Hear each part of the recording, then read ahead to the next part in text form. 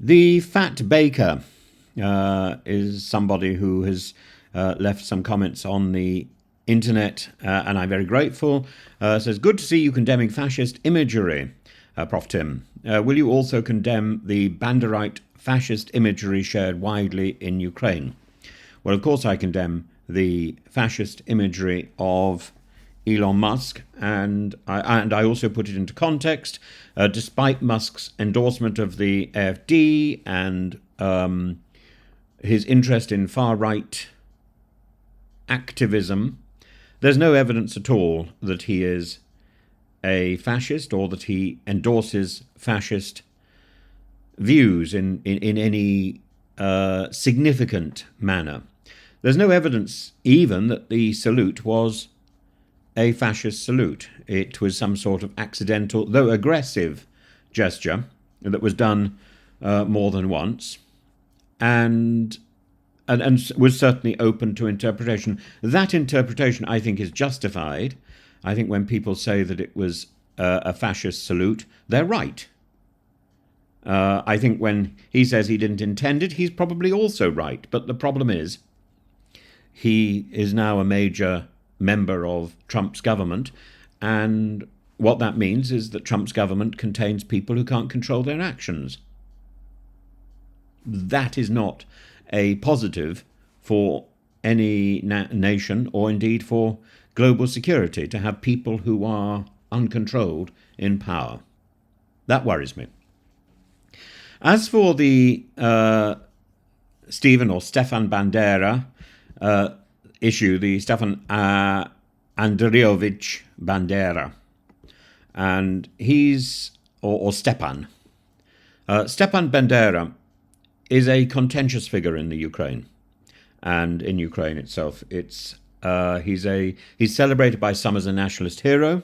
In fact, he is celebrated as a nationalist hero who fought for Ukrainian independence. But of course, he also has the association with fascist ideologies and his links with the German fascists during World War II. So his commemoration in recent years reflects that dichotomy. On January the 1st, last year, the year before last, in 2023, people gathered in Lviv to honour his 114th birthday at a monument there. And this event underscores the reverence that some Ukrainians hold for him as a symbol of national resistance. I haven't seen reference to any further gatherings since then. And so when this what's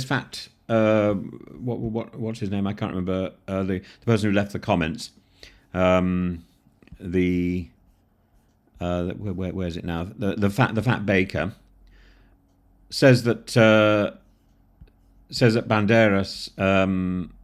There's lots of imagery of Bandera around promoted in Ukraine. That isn't true. That isn't true. This is Russian propaganda. And so even on that 114th birthday celebration, what people were celebrating was not his fascistic links, but his nationalism. And so, of course, official endorsements of Bandera have elicited international criticism. For instance, in January 2023, again, the Twitter post by Ukraine's Verkhovna Rada commemorating Bandera was removed following protests from Poland, which holds him responsible for the massacre of approximately 100,000 Poles during World War II. The motivations behind Bandera's promotion in Ukraine are complex, and while some Ukrainians honour him for his staunch opposition to Soviet and Polish control, others are troubled by his collaboration with Nazi Germany and the extremist actions of the Organization of Ukrainian Nationalists, the OUNB, under his leadership. Bandera's legacy in Ukraine is complex, and that's because he is a historical figure.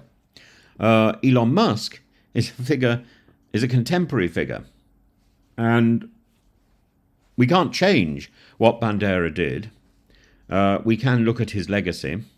We can change what Elon Musk does, because his legacy is not yet established. But we can look at the influence of Elon Musk, and the influence that he has, both intentionally and unintentionally, and that's the importance. So I don't like going down these rabbit holes. I think it's almost pointless. But certainly when it comes to Ukraine, the Bandera issue is about nationalist pride, mixed up with contentious historical associations, and of course, no matter how much one supports and promotes the efforts of Ukraine, there is the shadow of Bandera, but equally the Russian propaganda that Bandera's image is all over the place simply isn't true. And there are many historical characters who have flirted with